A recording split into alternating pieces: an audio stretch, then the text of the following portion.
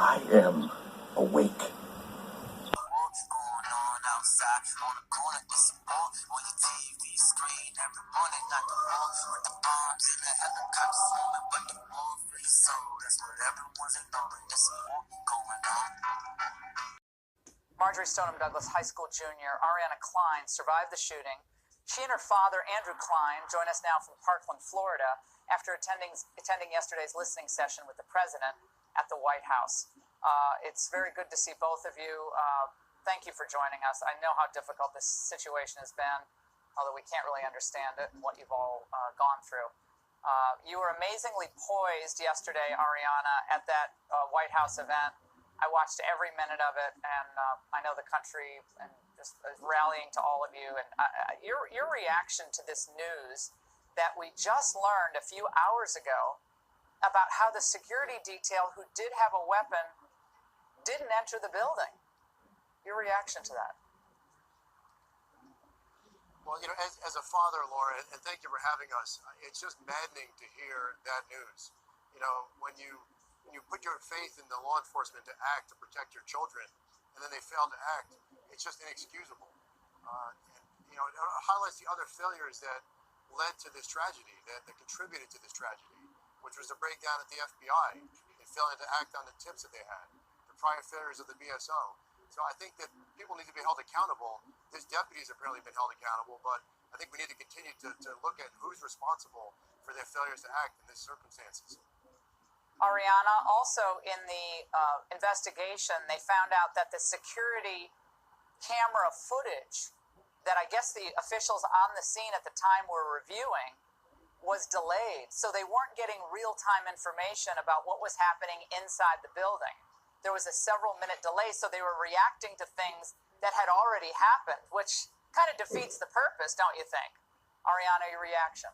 Yes, well, I think it's disgusting that a police officer on campus, he knew his job, and for him not to enter the building where harmless, innocent children being shot is just disgusting. And I think that in regards to the technology department and the fact that the security footage was 20 minutes delayed, it should never have happened, and that's one of the simple issues that everyone can agree on that needs to be fixed. We need to be proactive instead of reactive. We can't have these security footages being looked at after the matter. Last night at the big CNN town hall event, there was a lot of raw emotion. One of the students who wanted to attend but didn't attend because he was upset that to him it seemed like his question was being scripted for him. He spoke out tonight on Tucker's show. I want to play it for you and get your reaction. Let's watch. They had taken what I had wrote and what I had briefed on and talked about, and they actually wrote the question for me. But not with your words. I mean, they put their own words into your question, even after they'd asked you to send questions in. But that seems dishonest. It definitely did, and that's kind of why I didn't go last night. Originally, I had thought that it was going to be more of my own question and my own say, and then it turned out to be more of just a script. And she had actually said that over the phone that I needed to stick to the script. Ariana, what's your reaction to that? That CNN denies this, by the way, but they have a history of planting questions that Michelle Malkin and others have written about before in other events. But Colton Hobb, who gave that interview, was emphatic about his point. Yes. Well, I think the whole point of the town hall meeting was to hear the kids and hear what we had to say. And for that to happen is inexcusable. Our voices need to be heard, and he should have been able to ask any question he had to ask. But instead, we have these networks that don't want us to give our real opinions, and they want us to further their own agendas. Andrew, it seemed like Laura, most of the students, Andrew, had the same opinion on what to do, namely to ban certain weapons, to trash the NRA, to be really disrespectful to Marco Rubio, and nasty things being said to Dana Lash, who was there. But they all seemed to be pretty much in agreement, as far as I could tell. There was no diversity of opinion among either the students or anyone else that I saw, even in the audience.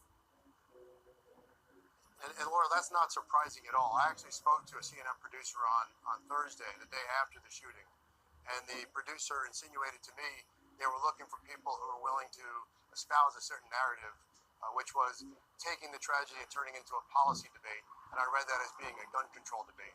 And unfortunately, I think a lot of the people talking about gun control don't understand what they're talking about, because I'm a Republican, I'm a gun owner, I'm a responsible gun owner. And when we talk about gun control, it's not about taking guns away from people like me. It's about keeping them out of the hands of the people who should not have them, who are irresponsible, who are a threat to society. And when, last night when Ted Deutsch kept repeating his mantra that he wants to eliminate any gun that can fire 150 rounds in 6 minutes, that's almost every gun that's out there. So this supposed assault weapons ban, these other items they're talking about, aren't going to accomplish anything, along those lines. So I agree we need to make some headway. We need to raise the age to buy a rifle. I agree with the president on that. But beyond that, a lot of these folks who are yelling gun control, really don't have a great grasp on what they're talking about. Oh, Andrew, let me just get this straight. So the CNN producer who called you right after the shooting said specifically what about the way they wanted to produce interviews and so forth? Well, as I recall, the producer said, we're looking for people who want to talk about the policy implications about what happened in terms of, she didn't mention guns, but, in terms of the policy implications for preventing future mass shootings. And if you know folks who want to talk about that, we'd like to speak to those people. Very interesting. Ariana and Yes. Mr. Klein, thank you so much for joining us. Our prayers continue to be with the people of Parkland, and you guys are incredible. You were amazing yesterday. Thank you so much. I believe that as students, we need to make a few things clear. To start, we will not sit in classrooms with armed teachers. We refuse to learn in fear. We reject turning our schools into prisons. We will accept nothing less than comprehensive gun control. And if it's what it takes, we will shame our national policymakers into protecting us.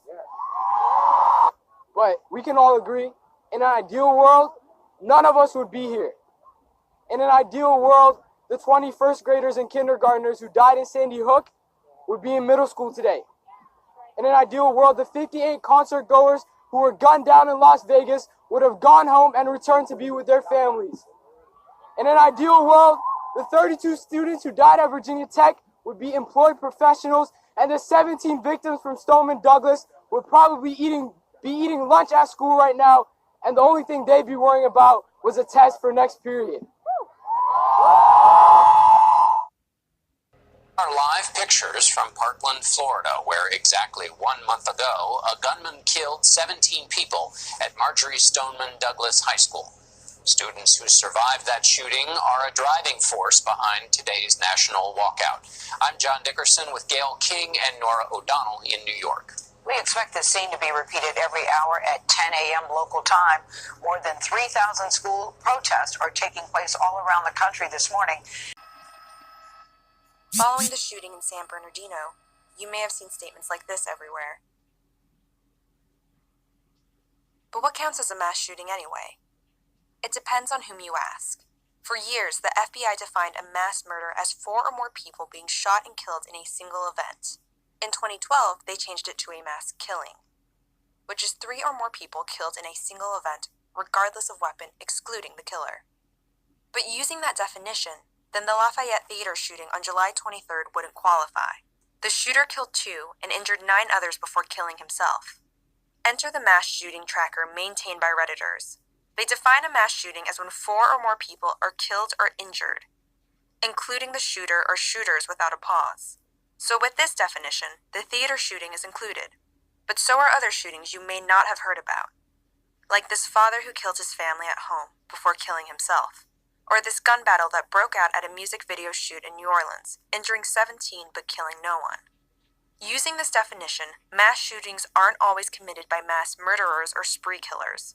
So when people say there have been 350 plus mass shootings in 2015, that means spree killings, domestic disputes, gang shootings, terrorism, anything where 4 or more people are shot.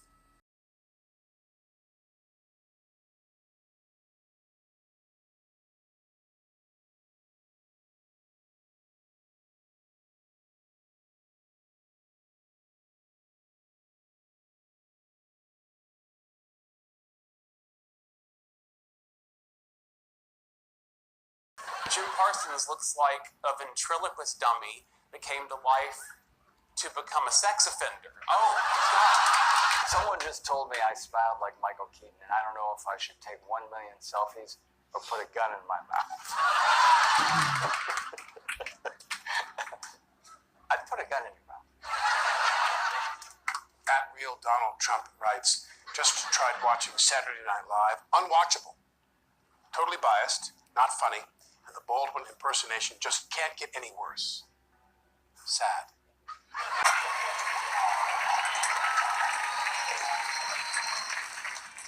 Is Andrew Garfield trying to do his utter best to look like a pedophile?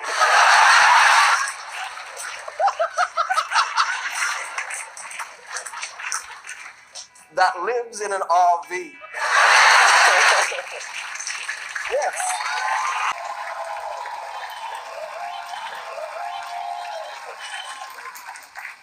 Conspiracy theory.